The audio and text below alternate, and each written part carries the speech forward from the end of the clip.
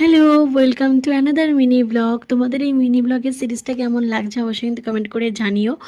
আর চলো আজকের মিনি ব্লগটা তোমাদের সাথে শেয়ার করি। আজকে আমি মাসিমণির বার্থডে সেলিব্রেশনের ভিডিওটা তোমাদের সাথে শেয়ার করব।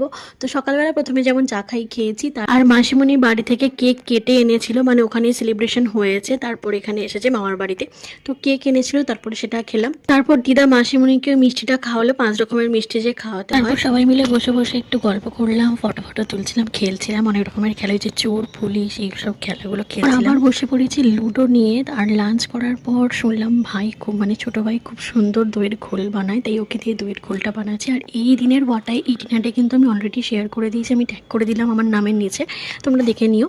এরপর দিদাকে নিয়ে আবার বসে পড়েছি লুডো খেলতে। কি করব, তাই জন্য লুডোই খেলছি। আজ যেহেতু মাসিমণির বার্থডে, তাই একটা কেক কিনে আনা হয়েছে। এখানে সেলিব্রেশন হবে, অলরেডি একবার সেলিব্রেশন করেছে মাসিমণির বাড়িতে, আঙ্কেল করেছে সেটা, এবারে আমরা করব।